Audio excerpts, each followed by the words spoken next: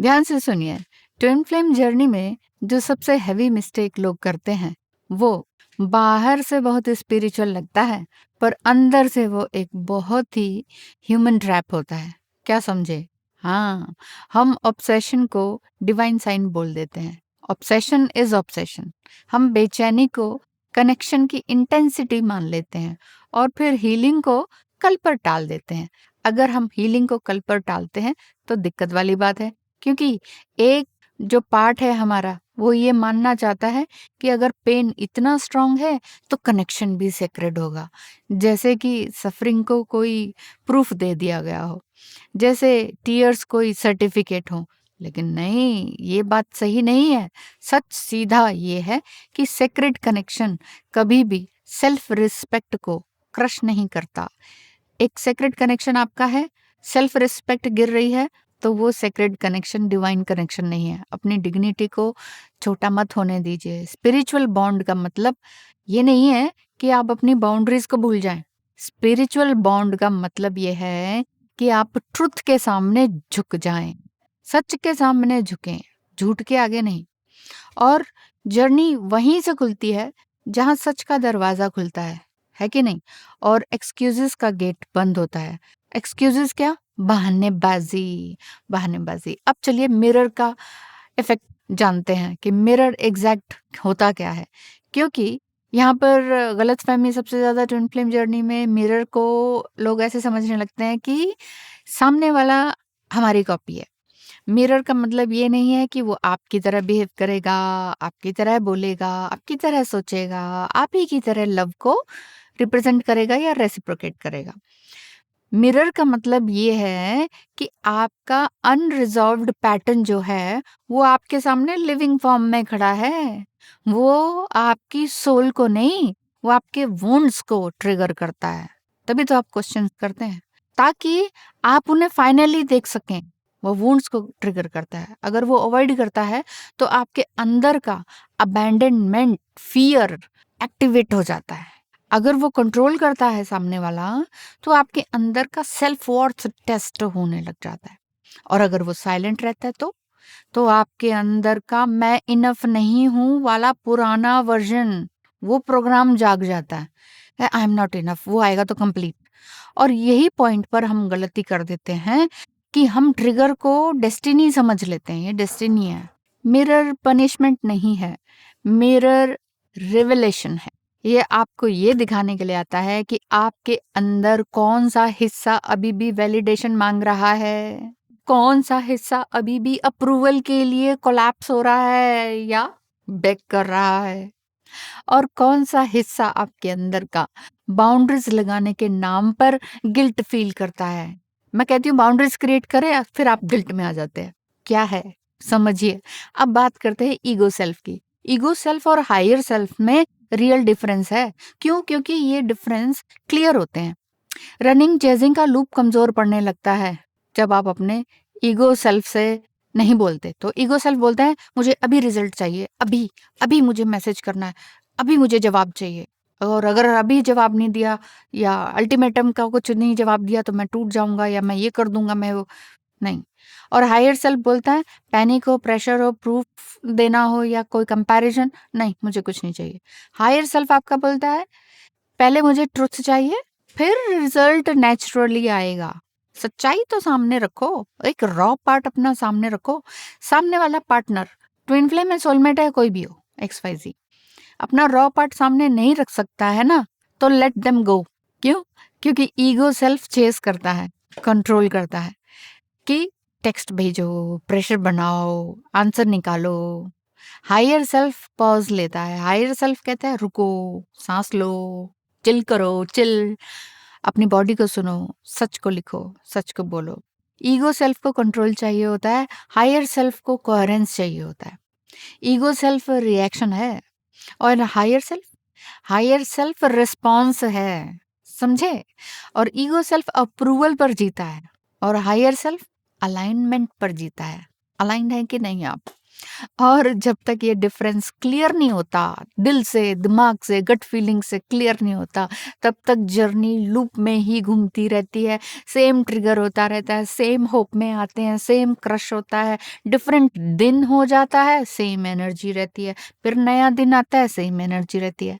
अब बात करते हैं अकाउंटेबिलिटी एंड हीलिंग की, क्योंकि पहली सीढ़ी तो यही है। बहुत लोग ये सोचते हैं अकाउंटेबिलिटी मतलब गिल्ट में डूब जाना। नहीं, अकाउंटेबिलिटी का मतलब है accepting the mistakes without any drama, without any blame game. हाँ, मेरी गलती थी, मानिए ना, अपना रॉ पार्ट समझिए। आपने ओवर गिव किया, इस चीज को मान लीजिए। आपने साइलेंस पनिश किया, इस बात को मान लीजिए। आपने रेड फ्लैग्स इग्नोर किए किसी भी रिलेशनशिप में, मानिए। पहले आपने खुद की बाउंड्रीज तोड़ी, अपनी सेल्फ रिस्पेक्ट को दांव पे लगा दिया, मानिए इसको। जब इंसान अपनी स्टोरी को विटनेस कर लेता है, सच मानता है, अपने आप को ना बुद्धू करार दे देता है, अदरवाइज दिमाग कहता है I am intelligent, I am this, अरे मैं बेवकूफ था या थी, इतना क्यों दे दिया, इतना क्यों कर दिया, वो समझना आ गया, खुद को एक्सेप्ट करना आ गया। भगवान पर, डेस्टिनी पर, ट्विन फ्लेम जर्नी पर, इस पर, उस पर, मुझ पर इल्जाम लगाने छोड़ दिए, तो समझ लीजिए हायर सेल्फ आपका बोल रहा है। ठीक है। अच्छा, फिर आप हायर सेल्फ, आप साइंस के पीछे नहीं भागते। अदरवाइज जो ईगो सेल्फ होता है वो साइंस मांगता है, साइंस मिल जाए, ये मिल जाए, अच्छा अब इसका ये मीनिंग, अब इसका वो मीनिंग है। हायर सेल्फ आपका बहुत शांत होता है। ठीक है, इस चीज को अच्छे से समझ लीजिए। अब यहाँ पे एक छोटा सा ब्रेक ले लें। अगर आप रिलेशनशिप कंसल्टेशन, टैरो, रेकी और एस्ट्रोलॉजी गाइडेंस लेना चाहते हैं तो मेरी वेबसाइट lovinfinitelakshmi.com पर विजिट कर सकते हैं या व्हाट्सएप पर मैसेज कर सकते हैं।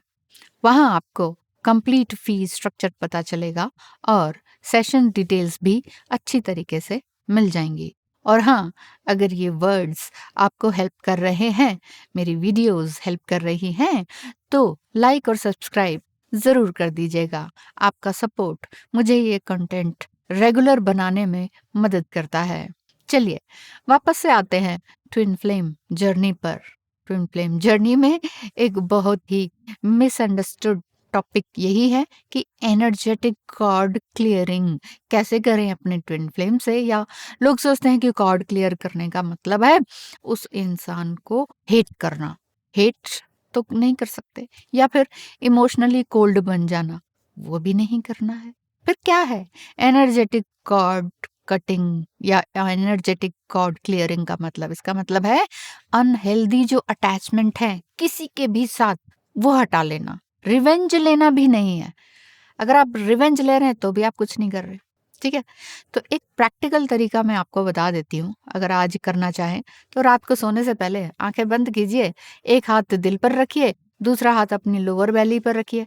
ठीक है, या रूट चक्र पे रख लीजिए और धीमे से अपनी वॉइस में बोलिए कि I release fear, I release control, I call my power back, I call my power back. फिर हल्की सी सांस लीजिए, बॉडी को ग्राउंड कीजिए, रूट चक्र पर वार्म लाइट महसूस कीजिए। इमेजिन कीजिए जैसे अर्थ की स्टेडीनेस आपके अंदर उतर रही हो, अर्थ की ऊर्जा। या जमीन पर पैर रखकर सोने से पहले ऐसे कर सकते हैं बैठकर।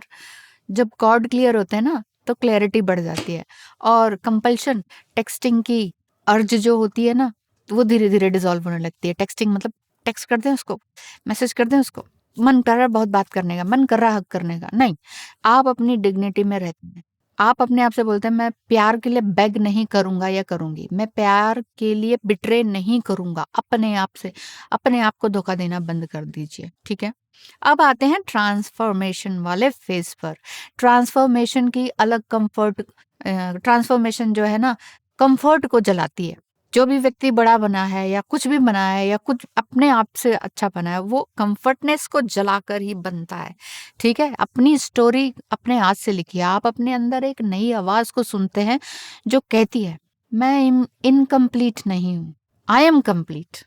तो जब इनर यूनियन स्टार्ट होता है ना, तब आउटर यूनियन का प्रेशर कम होता है। तब आप ये नहीं कहते कि आउटर यूनियन कब होगा, रीयूनियन कब होगा, जरा चेक करो। क्योंकि अब आप रिलेशनशिप स्टेटस से अपना वर्थ नहीं बांधते कि देखिए क्या हमारा रिलेशनशिप का स्टेटस है। अब आप अपनी वैल्यू को अपने नर्वस सिस्टम की स्टेबिलिटी से जोड़ते हैं। मेन चीज़ यही तो है, स्टेबिलिटी। मैं तो स्पिरिचुअल के माध्यम से आपको प्रैक्टिकल बनाने के चक्कर में हूँ, ठीक है? तो रूट चक्र को बैलेंस कीजिए, मैनिफेस्टेशन पावर को बढ़ाइए, क्योंकि फ़ियर लीकेज फिर आपके कम होंगे। जहाँ आप डरते हैं, वहीं पर आप चेज़ करना शुरू करते हैं। चेज़ आप शुरू करते हैं, वहाँ पर आप वेट करना शुरू करते हैं। वेट करना नहीं है आपने किसी का भी।